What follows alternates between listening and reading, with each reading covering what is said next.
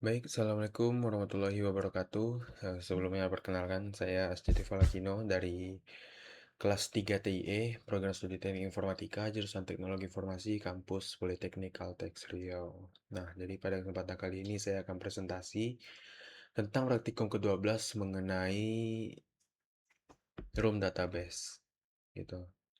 Nah, sebelum masuk ke poin-poin pembahasan, alangkah baiknya kita running dulu aplikasinya.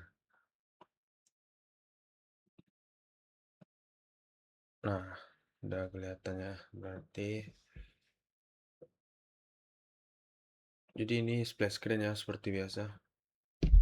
Kita scroll aja 2 detik. Set. Nah, jadi yang baru dibuat itu adalah di pertemuan 12 ini adalah ini. Nih, pada nav bottom menu ditambahkan di sini. Nah, jadi ini ada semacam fungsi ininya ya.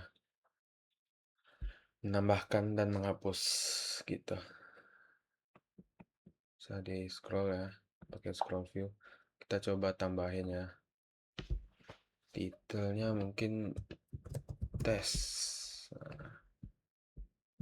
Kontennya ini testing aja. Oke, kita save. Nah, masuk ya guys ya. Dan kita coba lagi ya. Tes. Tes. Oh, nggak bisa paste ya di sini ya. Lupa. Nah, gitu. Coba kita hapus salah satu ya. Muncul apa namanya nih? Snack bar. Batal. Tidak terhapus. Oke, kalau iya terhapus gitu. Kurang lebih ya teman-teman. Jadi ini menggunakan room database namanya. Coba kita hapus aja dulu.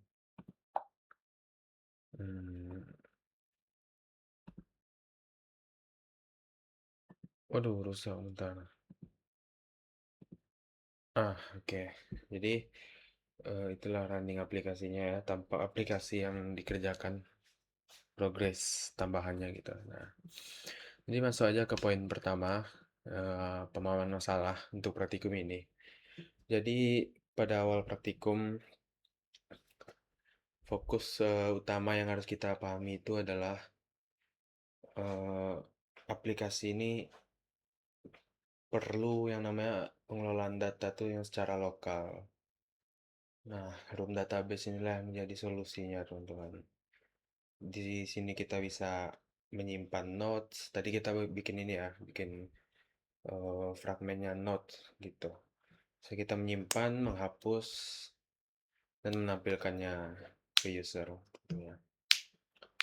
Jadi eh, itu tidak menggunakan ini ya, kayak layanan database seperti CRUD yang biasanya dipakai di CRUD lah gitu.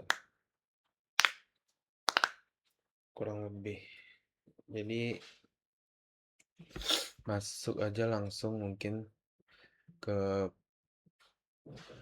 oh mungkin kita tunjukin dulu ya file-filenya. Nah, di sini. Nah, jadi titik utama konfigurasinya tuh ada di sini, guys. Yang namanya kita namai di sini app database. Di sini entitas di declare lalu menggunakan versi 1. Nah, kalau ditambah entitas misalnya ada entity baru gitu kan. Ini ganti versi 2 gitu. Lalu di sini juga ada node DAO ya. Nah, DAO ini adalah data akses object gitu. Nih kurang lebih untuk menampilkannya di semacam query di SQL lah gitu kurang lebih. Mungkin masuk ke node entity-nya. Nah, inilah entitas yang kita buat yang mana isinya ada title dan juga content dan created at. Ini nih created at ini semacam apa namanya? Kapan itu dibuat gitu. Jadi itulah yang menentukan nanti urutan atasnya itu. Yang mana yang tampilkan paling atas adalah yang terbaru. Nah, lanjut ke poin kedua yaitu langkah kunci. Jadi untuk praktikum kali ini langkah kunci ke project kita masing-masing itu adalah yang pertama buat entitas tentunya kan, di not entity ini. Lalu membuat DAO-nya yang tadi ya. Hmm. Lalu membuat app database sebagai ibarat ini routernya lah gitu. Konfigurasi utamanya di sini gitu. Lalu recycler recycler view tentunya yang mana itu membantu lebih ke ini ya file layout ya. Mana nih? Nah, recycle view. Nih, tuh, pencet guys. Nah, aman. Nah, itu langkah kunci ya. Baru yang terakhir activity untuk ini, untuk formnya. Mana dia tadi? Nah, ini. Jadi ini form tempat kita ngisi note baru gitu kan. Kalau menambahkan note perginya ke sini. Lanjut ke poin ketiga, yaitu error yang ditemukan. Nah, jadi di pengerjaan tadi kan eh, berasal dari modul ya. Pahami, terus copy dari modul, sesuaikan gitu kan. Nah, ternyata errornya itu ada di referensi ininya, Gradle-nya. Itu ada namanya KSP. KSP ini adalah K-means. K-means apa tadi ya? Nah, di lips. Nah, ini guys. Jadi ternyata plugin KSP-nya ini belum ditambahkan dan di modul tidak ada gitu. Entah karena berbeda versi dengan yang di PC Lab atau gimana, mungkin ya. Eh,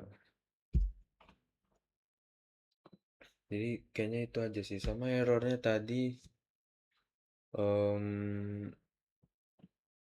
oh cuma ini, cuma lupa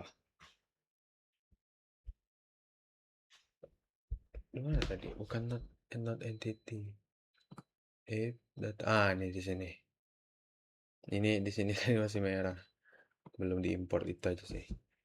Lanjut ke poin selanjutnya, tantangan kesulitannya. Sebenarnya secara teknis nih mungkin karena disediakan modul gitu ya. Jadi tidak ada ataupun minim lah untuk tantangan. Namun tantangannya adalah memahami logikanya gitu.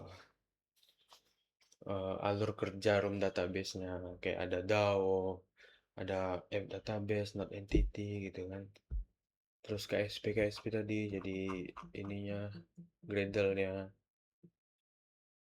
build sistemnya bekerja tuh gimana gitu kan. Karena kayak KSP ini kan perannya di build system tadi gitu kurang lebih ya. Lanjut poin selanjutnya pemahaman konsep inti. Kalau dari praktikum ini yang dipahami ya intinya room database ini adalah em, semacam service data, pengelolaan data yang secara lokal gitu, yang struktur terorganisir, mau lebih gitu ya. Yang mana di situ ada entity sebagai tabelnya lah bisa dibilang. Nah, table kan dalam database ada tabelnya gitu. DAO juga sebagai menjembataninya antara database tersebut dengan aplikasi gitu ya. Lalu juga ada em, ini tentunya database ini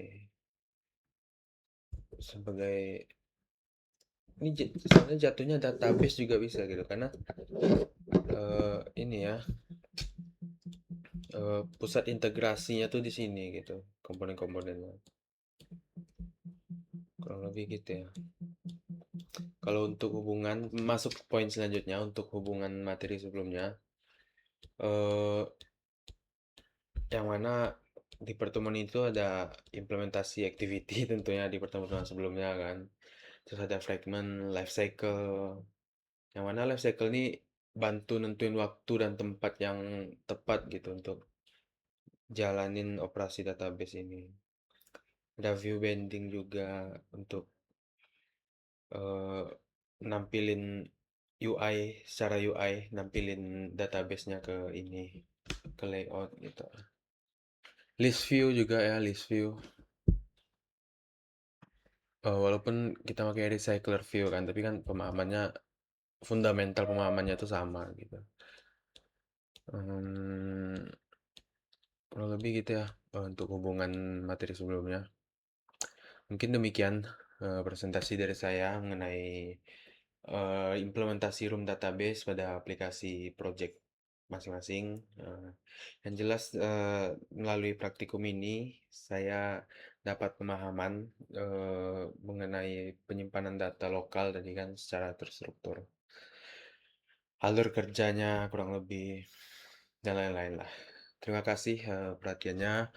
Wassalamualaikum warahmatullahi wabarakatuh.